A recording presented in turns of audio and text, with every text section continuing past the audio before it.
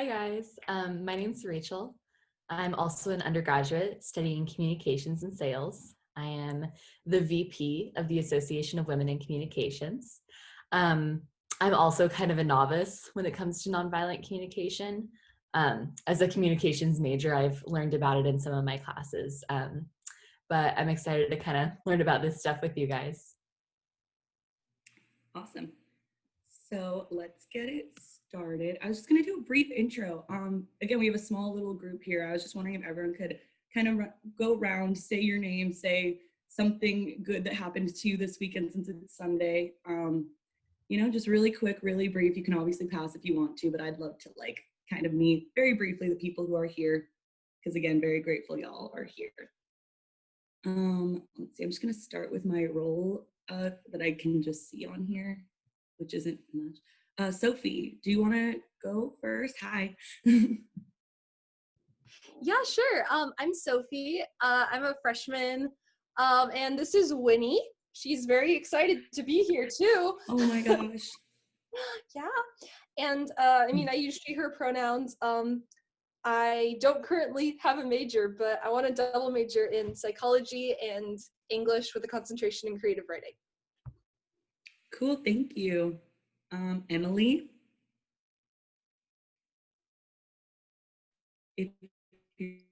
Hi. Oh, I don't think my connection's very good. Can anyone hear me? Yeah, I can hear you. You're clear, yes. Okay, sorry, I heard somebody pause. Hi, my name's Emily. I'm Tierney's roommate. I'm here to join in from Friday Harbor. I'm doing research up here, so I'm here to learn. Awesome. I think Tierney might be frozen right now. Matthew, would you care to share a little introduction about yourself? Hey, I heard about this through Unica, basically. We've been talking about because we are in the same major at UW. And yeah, busy weekend this weekend, but this is one of the ones that I can come to. So, hey guys, and instead of a tea, I actually have a candle. Very nice. Well, it looks like Tierney left. Yeah, her computer might have been frozen. It was breaking off a little bit. But for those of you joining, I think just recently, yeah. Hi, welcome. And I don't know who, I don't want to repeat myself here, but my name is Unica. I use she, her pronouns, and I'm a senior at the University of Washington. I'm really excited to be here and to organize this retreat here. Also, hi again, Sophie. You've been attending. You're really diving into this into this retreat. Like you did yoga, you did poetry, you did journaling, you did mindfulness, and this. So wow, I think you're like one of the most active, member of this entire retreat. You should win an award for this or something. But yeah, it's good to see you. But Rachel, do you still have the slides though? And maybe yeah, I can present. Yeah. Mm-hmm. Hold on, let me pull them up.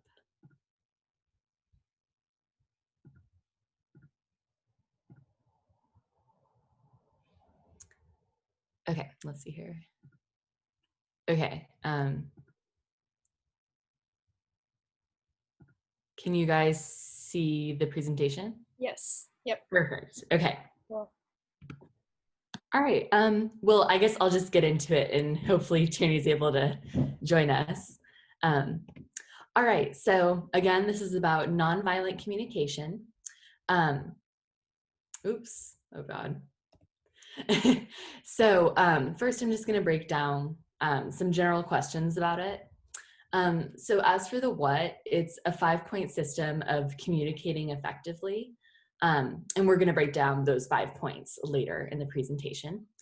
And then as for why it's important, it improves an understanding of people.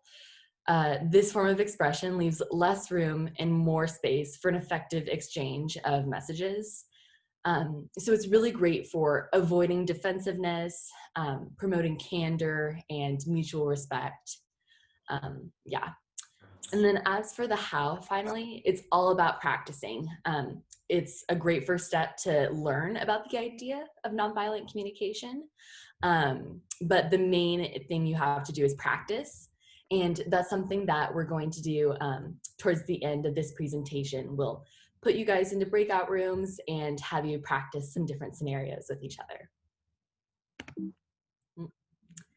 All right, so giving you guys some tools as you go to approach nonviolent communication.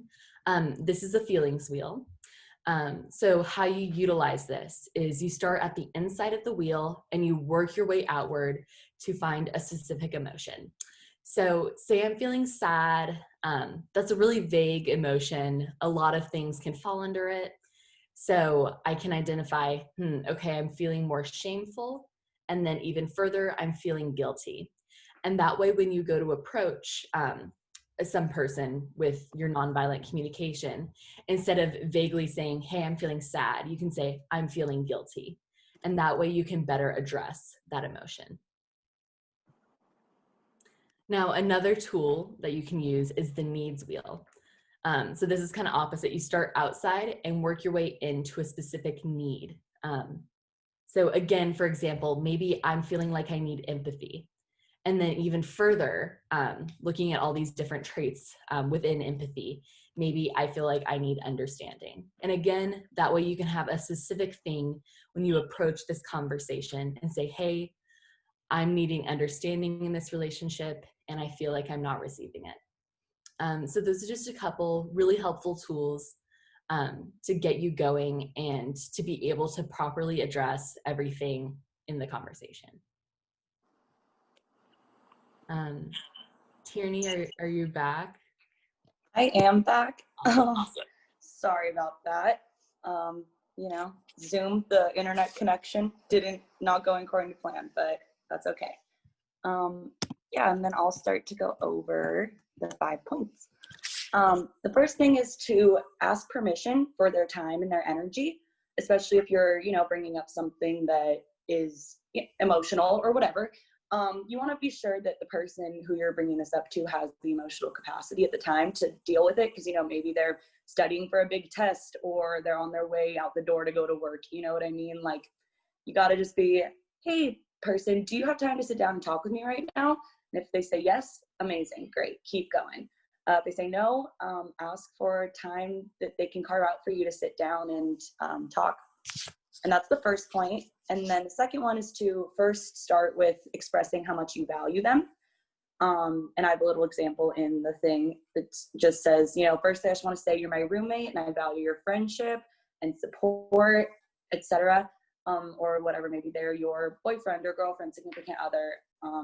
You say, this has been great, everything's great. Say the things about you like them, and then do not say but. This is one of the key things, is that you say the statement of affirmation and praise almost, but you don't say but at the end, because that is a disqualifying statement, whereas and, the possibility of duality exists. You're not going to say, you're so amazing and so funny and great, but, that disqualifies kind of what the compliments you just said. Whereas if you say, and, it's like all of that is true, and there's still other things we need to talk about. And then right after you say and, hope any of y'all have heard of I statements. I statements are really important because it's something that you felt. I felt, or I saw, I heard, I witnessed, it's things that your lived experience, so that people cannot really invalidate that from you. So use an I statement to express how you feel. And so I love you so much. And when I'm laying in bed at night, trying to sleep, hearing music coming from the living room, I feel really frustrated.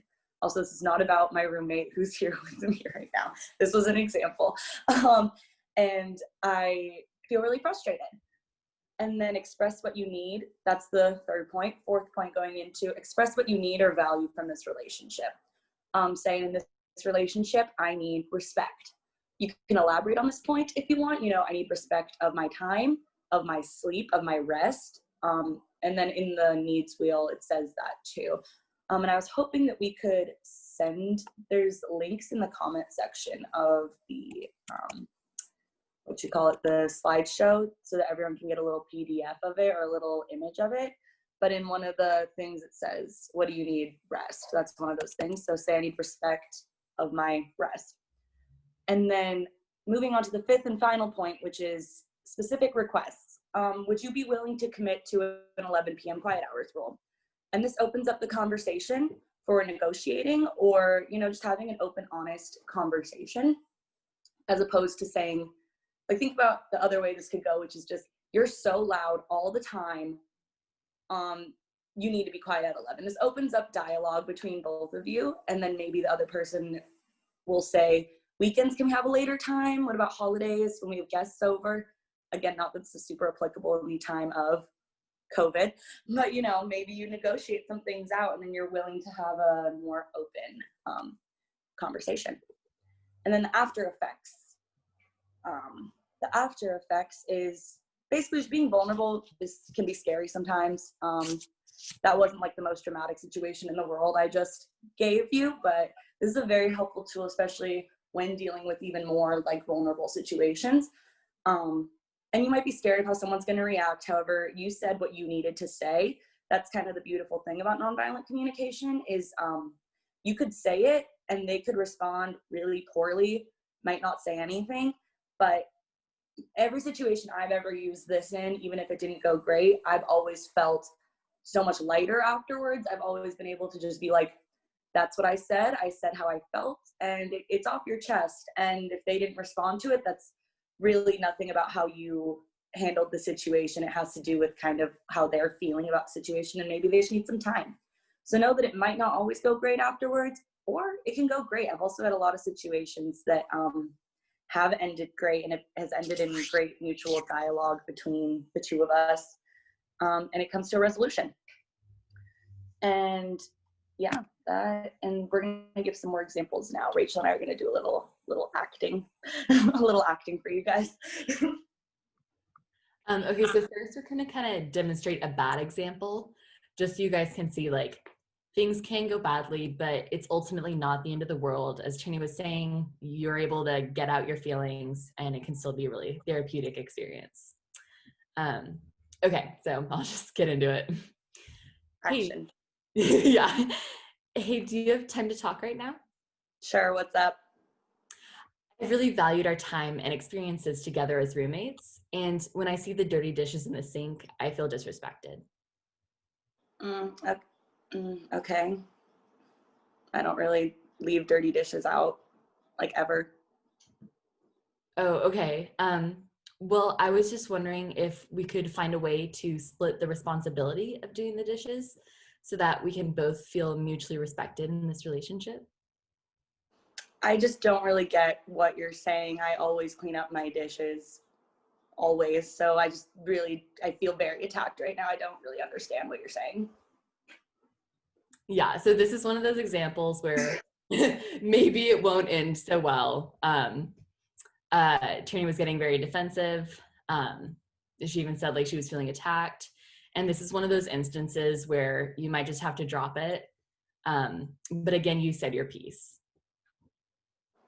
Said your piece and you'll feel a little better. And All hopefully right, maybe the next interaction can be better. Yeah. Okay, so now we'll do a good example so you guys can see the kind of like ideal scenario. All right. Hey, do you have time to talk right now? Yeah, I do. What's up? I really valued our time and experiences together as roommates. And when I see you and our other roommate on Instagram posting of just the two of you, it makes me feel left out. Oh, I'm really sorry to hear about that. I'd love to feel a sense of belonging. Would there be a good time for us to sit down and discuss some mutual interests so that we can all hang out together? Yeah, I'd love that. And like I never meant to like leave you out of anything. I'm glad you're telling me that you feel this way, because I'm sure we can find a lot of things we have in common, and I'd love to make you feel a sense of belonging as well. And so that's an example of a much better form of nonviolent communication. We're able to hear each other out. And yeah, hopefully that'll lead to a resolution. Mm-hmm. And this all, how I'm feeling and when I first learned about nonviolent communication is it feels very scripty. Like, you know, it feels like a very scripted conversation. Obviously that was a scripted conversation, but like, really, I cannot stress this enough. It is a script, and this psychologist made it a script so that you're easily able to write down exactly what you want to say to this person, because it's really hard to sometimes exactly know what you're feeling or how to get your feelings out. And honestly, writing it in this little, you know, strict 5-point thing, it gets easier the more you do it, and it sounds less scripted the more you learn how to do it. And that's all I can say, is that it might feel scripted and kind of awkward at first, but it does get a little bit better. It gets better over the time the more you start doing it. And then to start doing it, we're actually going to put y'all into breakout rooms right now. And I'm actually on my phone right now because my computer did not let Zoom happen. So if one of my fabulous co-hosts could help me put people into rooms of 2. But first, I'll explain some stuff that we're going to do. Use a scenario that you can think of in your life that you might want to revisit. Maybe you have a time that you're thinking about, even in your head, that you're like, oh, I could have used some nonviolent communication there with like a coworker or someone in your life. If you want to use that as an example, I want each person in the duo to give this example, give this spiel. But if you don't want to talk about any situations in your life, there are definitely some scenarios that I can help you come up with, or you can take your creative liberty and kind of come up with one on your own. Yeah, is there any like questions about any of this, I guess, before we send y'all into groups to practice?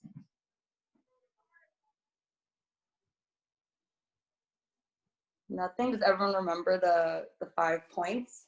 I wanted to send out a little PDF, but again, Zoom is making this difficult. I have to be on my phone. I can't do anything.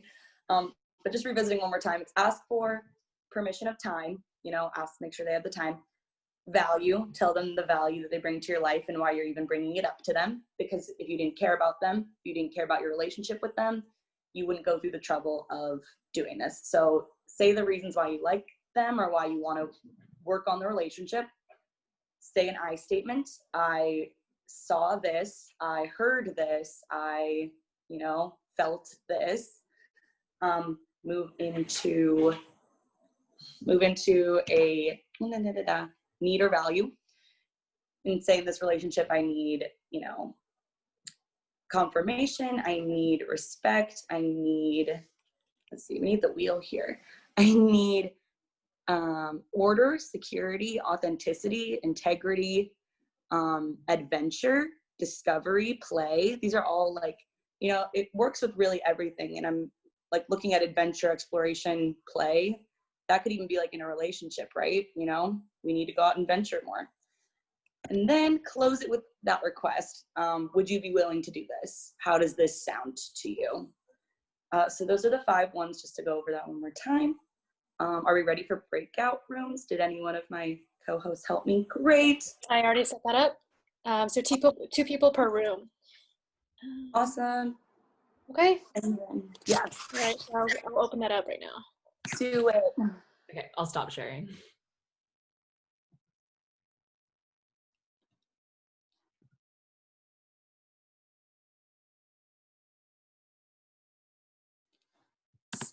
So are we planning to like share, or is there, I'll lead it up to Tierney and Rachel to, you know, what's the next step here.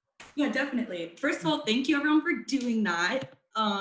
Very, you know, I don't know. Thank you all for being willing to talk with other people and do this type of thing. And I'm not going to make anyone share, but if there's anything that you feel comfortable sharing, that maybe it's like an emotion that came up or a way of communicating, like, was it hard to kind of follow the script? Was it out of your normal way of how you would like talk to people? I don't know. I just want to hear if anyone had any experiences. If not, we don't have to share. I mean, I had one that I think is like kind of applicable to like the current like circumstances. So I feel like, I don't know, sharing that might be helpful. And also I apologize in advance if I forget a step, because I've had a very distracted and kind of crazy day so far. So I'm a little like Don't worry about it. It's practice. It's practice. So this is to like a friend or something. Okay. So, hi, do you have a second to chat? And then they would say like yes or whatever. And then, so I just want to say that I'm really glad that we became friends and that we've been able to stay friends throughout this crazy year that we've had. And your friendship means so much to me.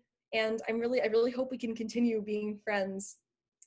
And I just wanted to say that it makes me uncomfortable when we hang out and you don't wear a mask or don't want to social distance, because that's something that's really important to me and makes me feel safe. And sometimes it makes me anxious or makes me nervous when you don't practice those safety procedures.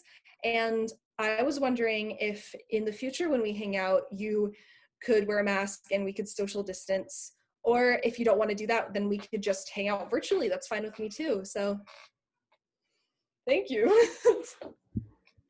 That was that's amazing. So good. That's such a relevant one right now. Oh my gosh. I've had to deal with that with my roommates too, about like, I had a roommate who wasn't like social distancing. Like she would go out and do things and come back to the house, and we like all sat down and we established ground rules about how if she does choose to go out and not social distance, she has to wear a mask inside the house. And it was like a whole thing. So thank you for sharing. That's so relevant.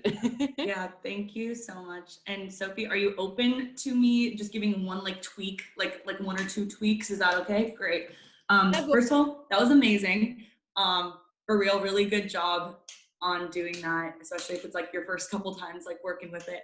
The only things that I would say is I heard you say like when you don't follow the social or when you don't follow the safety procedures.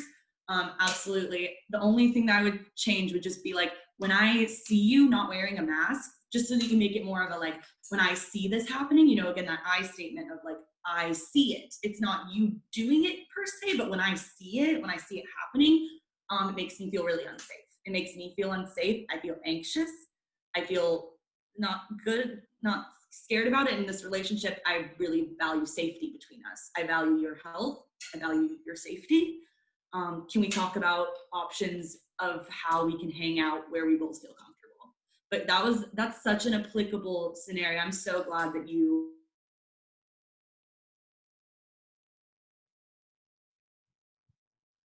Oh, did she freeze again for you guys? No, yeah. Yeah, a bit, but Well, kind of going off that, I know I was mentioning this before we got back together as a whole group, but with those I statements, it's really useful too, because people can't disagree with how you're feeling. Like, I see you not wearing a mask and it makes me feel uncomfortable. They can't be like, oh, like you're not feeling uncomfortable. Like they can't disagree with that. So it's a really great way to avoid like people getting defensive or any of that kind of behavior. So yeah, I statements are key. Welcome back, Tierney. I'm seeing two Tierneys in the screen. Literally going back and forth between my phone and my laptop. It's so upsetting. It's okay, but glad you're here. I think you were trying to finish up about what you're giving feedback to, but we heard you. Okay, I didn't know how much you heard of that, but I was ending it with Sophie. That was a very job well done. Those are the only things that I would change about it. But again, it takes a lot of practice, and especially being in the moment. Also not beating yourself up if you don't follow the exact steps. Like I think that would have been like a great, especially in the moment, because it's hard to face someone for me personally, and the rules sometimes get flown out the window if you don't have it like written down on a piece of paper right in front of you, which a lot of the times people don't want to do. I don't want to do that all the time. So definitely can get a little, don't beat yourself up if you don't follow the exact steps when you get there in the moment, because things are different, you know? Does anyone else want to share anything?